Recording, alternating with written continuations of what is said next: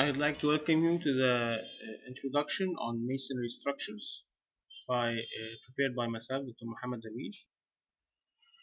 First, historically, uh, masonry has been used historically in ancient civilizations, majorly through natural stones or also through clay structure, clay masonry, made from clay units. So there are pyramids of Egypt, Maya, the ziggurat of Ur and Iraq. What is masonry? What is masonry? Masonry is having a large number of small or modular units mortared together to form a structure or a structural element. So, if we are talking about the materials of the units itself, there are some natural materials like natural stones or na- materials made from natural materials like clay bricks or totally artificial materials like concrete or cement blocks. They could come as hollow or not hollow. Okay, so we have different options of having whether this thing is hollow or not. Could be hollow, could be perforated, which is here طوبة مثقبة, or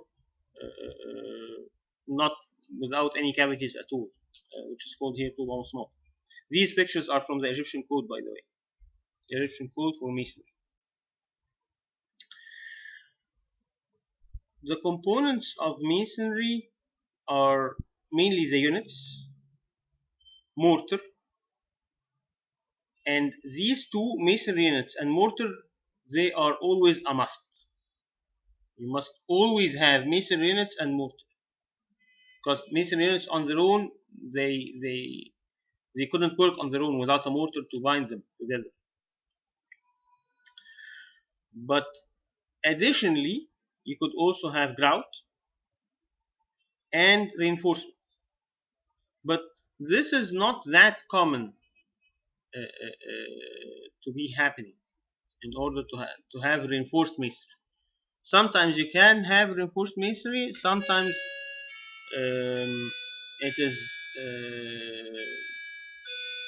a little bit expensive, and maybe you should have a reinforced concrete structure instead. But in most of the cases, the masonry is unreinforced. Classification of masonry walls could be done under several categories. First, the material classification. Material, from a material perspective, the masonry wall is either reinforced or unreinforced. Reinforced or unreinforced will this comparison will affect your choice of the masonry unit type. So the masonry units that are used with unreinforced is nearly any type of masonry units. Stone, clay bricks, cement, whatever. But for reinforced masonry, you could only use either clay bricks or cement bricks. So this is a difference here. And mainly, in most of the cases, you'll be using cement bricks.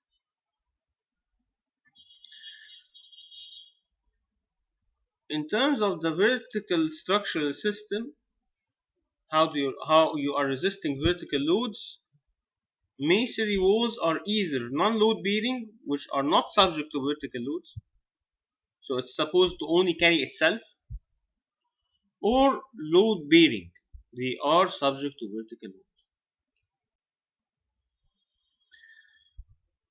So typically, what the historical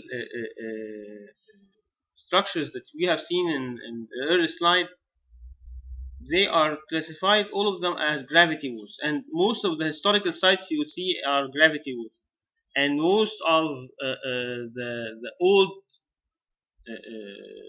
buildings in rural areas are made of gravity walls, which are unreinforced and massive and made from solid or rubble infill.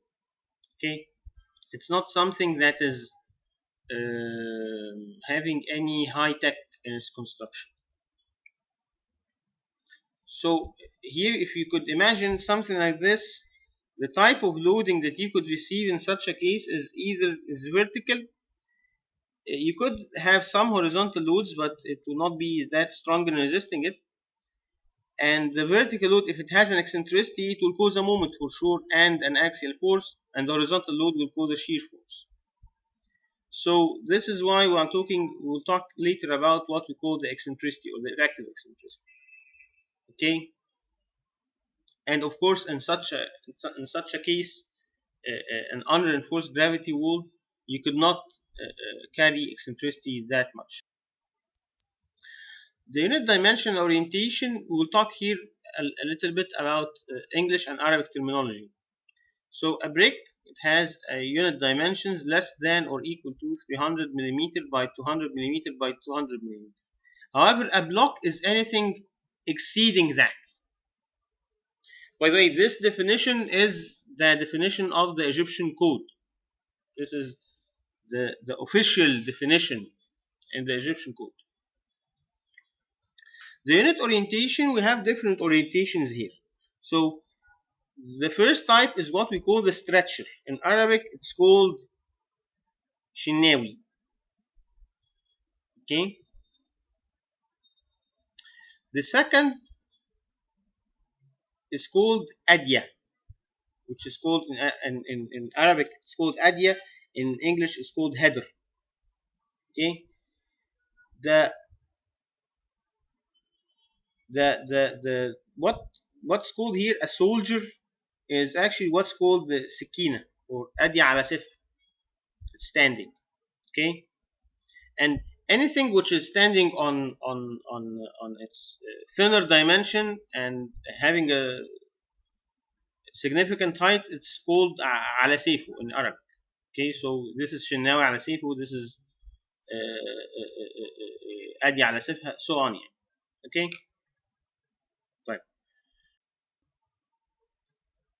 In terms of terminology, you'll talk a little bit here about the Arabic and English terminology. So this we mentioned that the shinawi is the stretcher, the adya is the header. What we call the course or a certain row of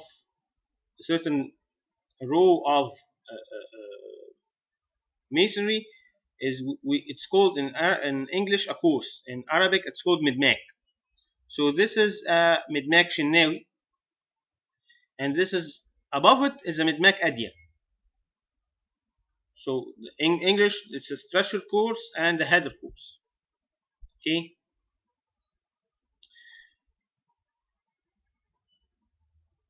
And there is what we call the stepping or tadreed.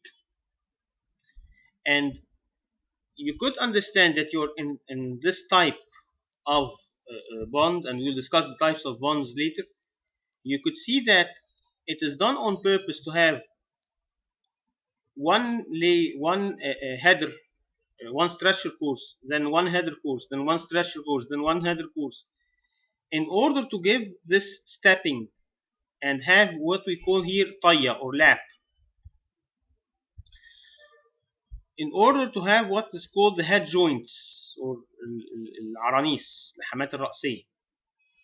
The point here is what is to have this overlap, what's called in Arabic قطع الحلق, which will guarantee a good bond between the masonry units together, that they will work together as one wall. So here it's not easy to have a crack that's propagating here like that. It's not an easy thing. It's much easier to have a crack if all of these connections between the units were on the same line. But now you are making the crack more difficult to happen. You could still have a crack, but it is not as easy as it is if you are not having this overlap. This takes us to the different types of bonds. So what you could see here down here is what is called the stack bond. This is the stack bond. رباط غير متداخل. Okay, it's called in Arabic رباط غير متداخل. However, this one in which you could see this overlap is what's called the running bond. رباط متداخل in Arabic. And in order to differentiate between them, the Egyptian code specifies that a certain distance of overlap that should be not less than 1/4 of the length or 1/2 of the height of the masonry unit. So this is the absolute minimum dimension of the overlap between the units in order to consider the bond as a running bond. Okay, of course, there are different types of running bond. What's most common to see in Egypt in practice actually is the Flemish bond. So this is the style of the Flemish bond that you could see. That you are having two stretches versus one header, two stretches versus one header, two stretches versus one header.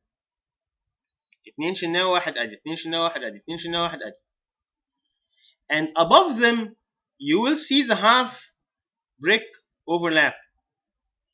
Okay, you will see the half brick overlap in the row above. So this is the row beneath, this is the row above, then this one is repeated and this one is repeated, and so on. You could have this as different orientations. A one block orientation or a one brick orientation, 1.5 brick orientation, 2 bricks orientation, so on. Okay, as you know, the exterior walls, they should be having a dimension of a full brick. However, tuba kamla in Arabic. However, the interior walls are called half a brick or نص طوب. The English bond is not as strong as the Flemish bond. This is why it's not that common to be used in Egypt. So it's the second one that's common, you could say. So the Flemish bond or رباط الفلامنكي is the most common, and the English bond is the less common. Of course, the least common ever is the stack bond, not having a bond at all. Yeah. So this is something that's not favorable even. It's strong to construct. So if you go to a site and you find a mason who did this, not having a bond at all, you should reject what he did. Okay, as you could see, this is the concept here of having the lap in the Shinawi versus Adia. Okay, you could see here. So, and also if you are talking about two perpendicular walls, you need to have what we call a stitch. Okay, robot, but it's called when it's some or sorry, tazrir. Okay, and of course, if you are having two parallel walls constructed at different stages, you need to have this shape in order to connect them like that.